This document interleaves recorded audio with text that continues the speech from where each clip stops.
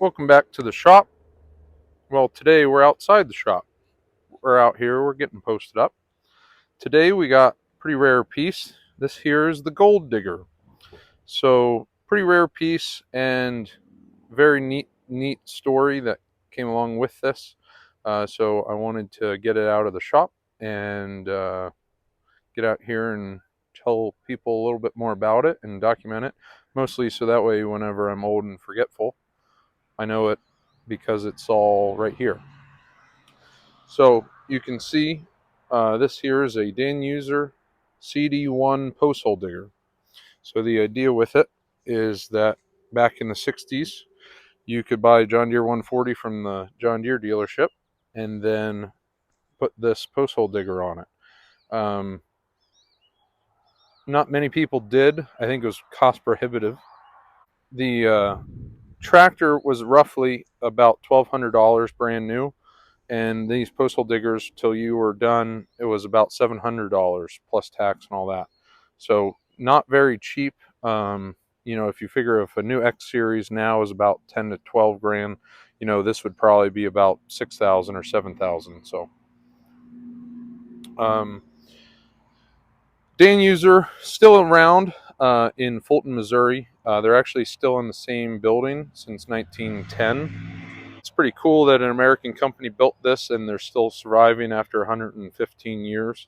And this still existing is a pretty good testament to the quality of their products. This whole thing was designed and built by them. It's a pretty proprietary thing. They not only built these cd-1 postal diggers for John Deere, but they built them for other brands. The idea would be this whole vertical part, which is a mast, goes in a little socket down here, and then your drive shaft turns the auger. From here up and from here back is all the same. So this whole vertical part basically is all the same for Cub Cadet, Boland's, Wheel Horse, John Deere, Aaron's, Jacobson. So you bought your mast, depending on whatever tractor you had, you bought a whole subframe and weight box from danuser. They built all that, all the yellow parts are danuser. However, they built different subframes depending on what application you were putting it on.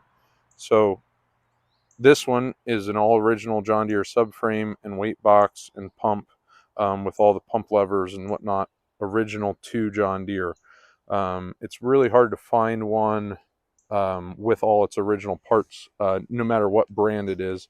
If it's a Cub or whatever, it's hard to find one with all the original parts.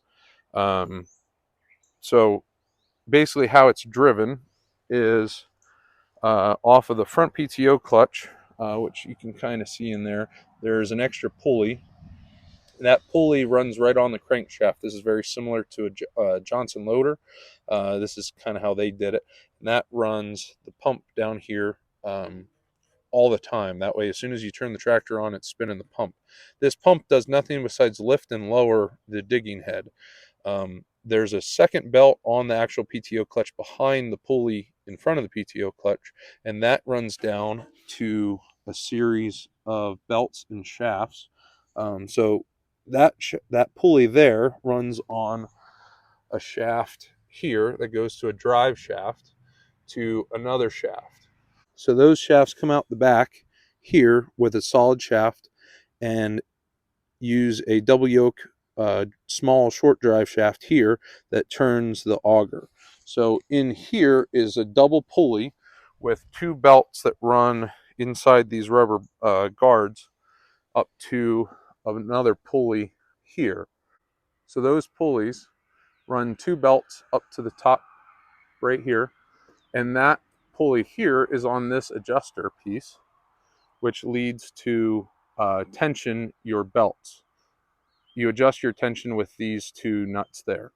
The reason why you have such a long belt from here to there, which I believe is a half-inch, 125-inch belt, and there's two of them run side by side. The reason that they do that is because on the back side of here, which is going to be very difficult to see, here there's 3 pulleys. The one in the middle drives it, and then there's a small idler on the top and the bottom of it, and it basically zigzags around there and keeps tension. And then basically this head moves up and down to keep tension with those 3 pulleys on there. So the idea is that your PTO clutch runs all the way to the back, runs up, and then no matter where this head is, moving up and down keeps tension on it. So in here, there's a gear shaft this way, and then another one here that the actual auger mounts to, and rests in this top plate with bearings. It's a hypoid gear, very similar to a rear end in a car.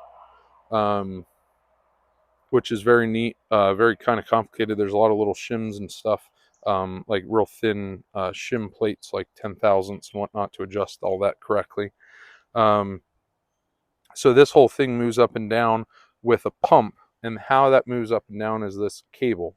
So this cable runs up along this pulley and back down into here, and then there's a hydraulic cylinder in here that is vertical that has a pulley at the end. Your cable runs around that, and right here you can see the little plate inside. The cable's hooked here and loops around the end of the cylinder, so when the cable and cylinder extend, it pulls the head up. The pump is a pretty neat thing.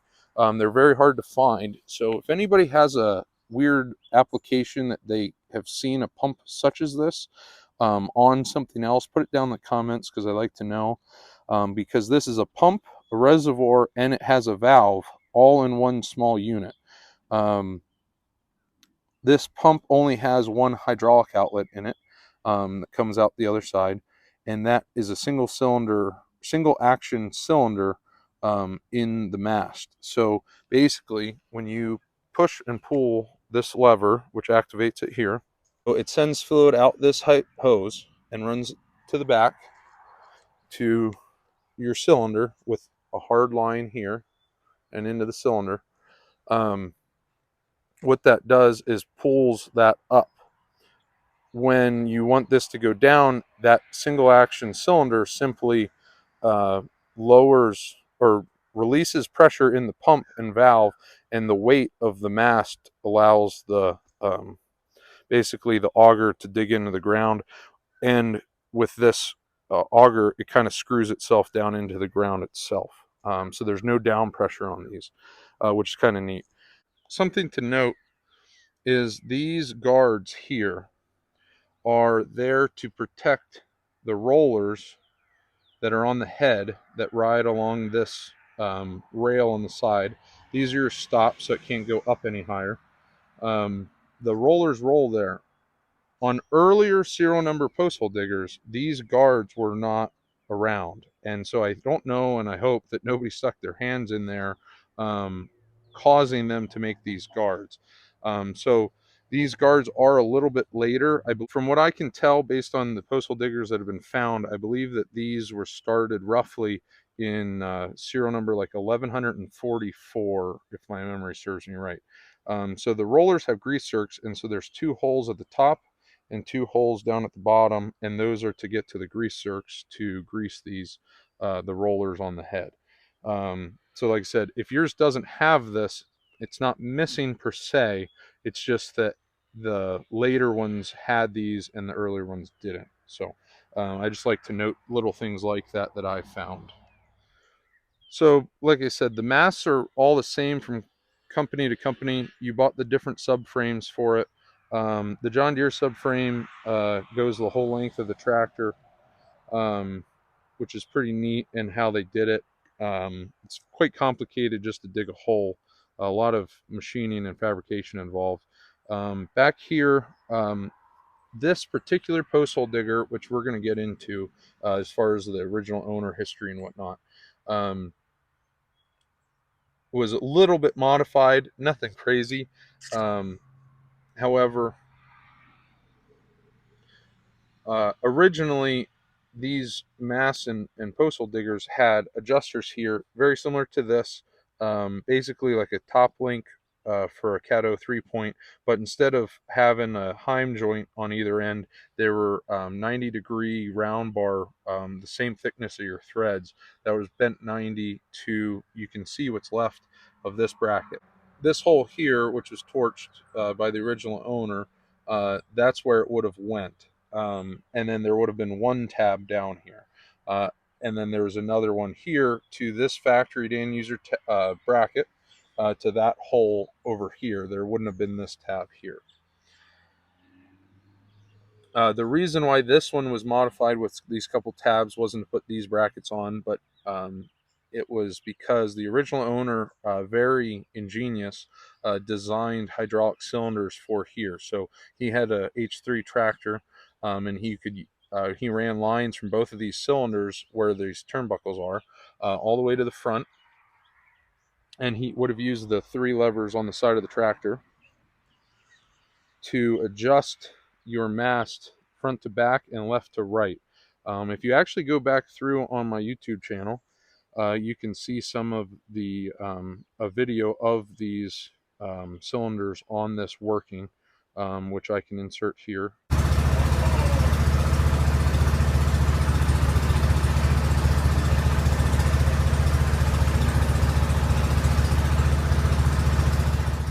So the original owner put the hydraulic cylinders on there because he got tired of adjusting these all the time.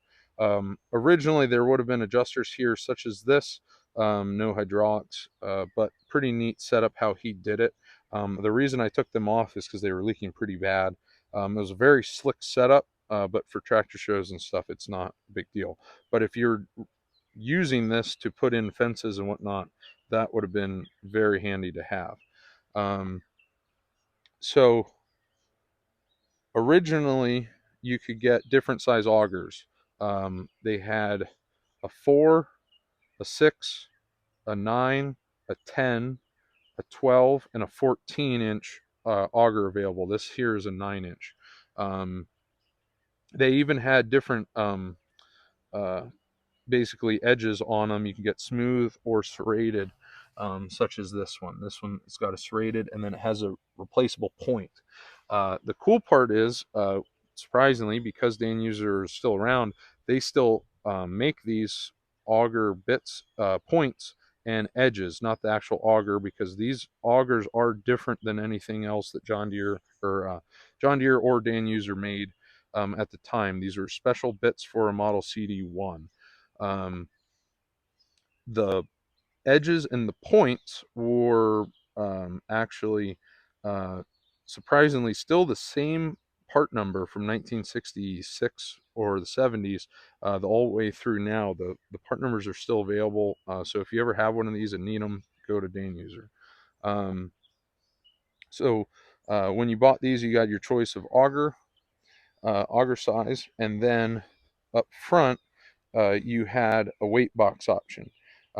So basically your subframe ends here, and then from there forward are small brackets that you bolt on to the actual subframe. And then you bolted this weight box on. Some of the early photos and literature show this as a square box, but I've yet to find one with that. They're all shaped like this. If you did not order the accessory front weight box kit, they instructed you to put somewhere like, I think it's like 132 pounds on the front end if you did not get one of these, which I don't know how you would do without one of these, but it was technically an option. This one, again, with the previous owner, he put some cement, as you would, in this. You could get these masks for all sorts of different brands and whatnot, and part of the reason for these videos and what that I've been putting all this time into is I try to do some of the history as well as the research that I've done and kind of document it so that others can, find my research and learn from it as well if they ever find one, or if you have one of these, put it down in the comments and let me know. If somebody wants to sell one, let me know. So this is where the serial tag is, model cd-1 and this one is serial number 1195. So from what I gathered, they started at 1001 and went to 1289. So roughly there was like 290 of these built.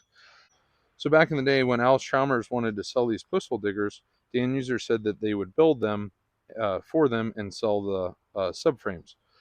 The only thing was Alice didn't necessarily like selling something that wasn't theirs. So what they did was brand it and advertise it as an Alice Chalmers A-10 posthole digger. So out of the 289 of these built, marked as CD-1s, there was an additional 40 of these posthole diggers, same style, same everything, different subframe, built specifically for an Alice Chalmers, but a different serial tag that was marked as a model A-10, not a CD-1.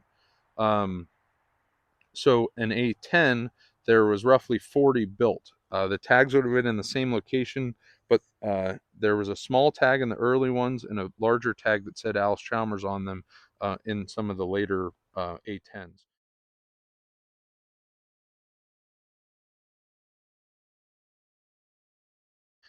There's out of the 40, there's only a handful of those out there. These CD-1s are a little more popular, but there was also 7 times the amount built. So um, really, that kind of goes over what cd-1 is, as far as the pump, the weight box, subframe, how it works, how it operates. There's zero modifications to the tractor. You just unbolt the 2 bolts there for the battery tray for it, and then the subframe underneath. um, that just all bolts right up to the bottom. There's no modifications. um, Quite involved with putting one of these on and adjusting it all properly. Now that we've kind of gone over with how this operates and whatnot, this particular one has a very, very neat story. So uh, this posthole digger was sold new in uh, Dodge City, Kansas, at the Dodge City Implement Dealership in 1969, I believe. So when it was sold new there, a few years later, it was brought to Altus, Oklahoma. There's a U.S. Air Force base there, a pretty big one actually. And the guy moved down there. His name was Ronald Collins, of basically of Altus, Oklahoma at that point, and lived the rest of his life there. He had this, and he would go around town and put in fence posts with it. His company was the Altus Fence Company, which he had T-shirts and letterheads that showed this on it. Uh,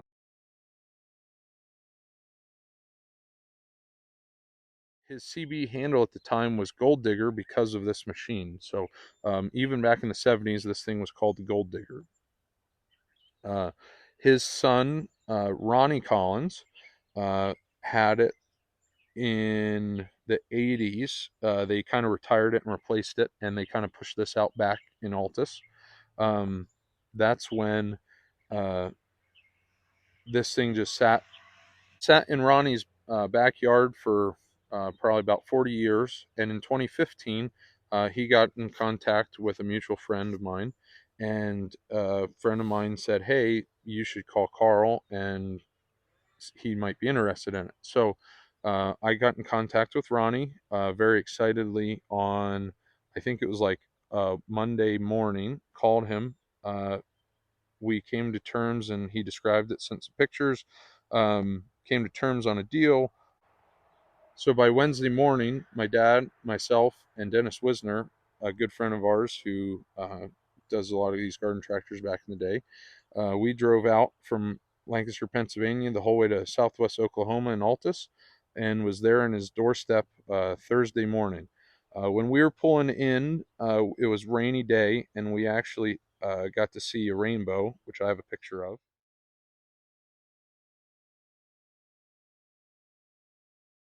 And I don't know what just came over me, but I decided to take a picture of that rainbow. Well, what happened was Ronnie described, as we got to know each other and talked to him about this posthole digger and start loading it up from his backyard. His dad actually passed away some years prior, and on his gravestone he was big into rainbows, and on his gravestone actually has a rainbow on it. So it was quite a touching story that kind of made me feel a lot smaller than reality, and kind of made me feel like this thing was part of our history, and myself kind of becoming the caretaker of it, kind of felt meant to be. So very neat story with Ronnie. We ended up bringing it home.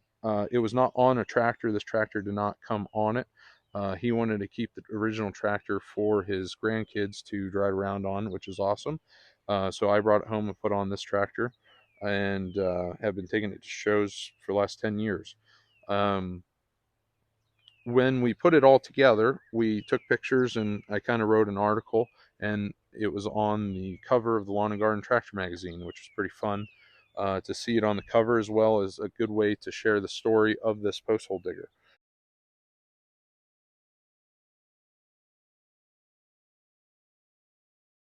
Um, which again, with continuing that type of thing, I wanted to make this video to again solidify this information. With that story, it was pretty neat to have the article wrote in the magazine, as well as the have the picture of the tractor in the cover. The cool part about it was I went to school in Kansas at the time, and I got a couple issues of the magazine, and I actually drove 5-6 hours down to Altus again, and got to see Ronnie again as well.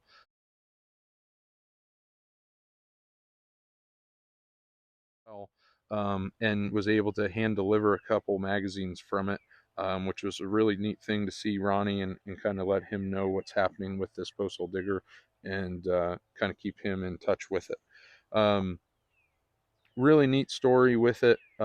Really neat find, as in, an all original paint weight box, all original subframe, working pump, all original paint, kind of everything. So, very neat. This is kind of how I like them. I don't necessarily need them all restored.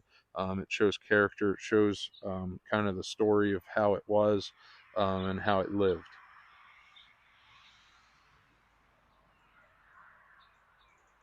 So, if you enjoy this type of video, put it down in the comments, and as time allows, I plan to, as weather allows as well, to get a couple of things out of the showroom, and drive them around, and kind of show how all this stuff operates, and some of the neat stuff, and talk a little bit more about the research side of things. So if anybody has any questions, put it down in the comments, and if you aren't already, hit that subscribe button. And I appreciate everybody watching, and there will be more coming, and I look forward to it.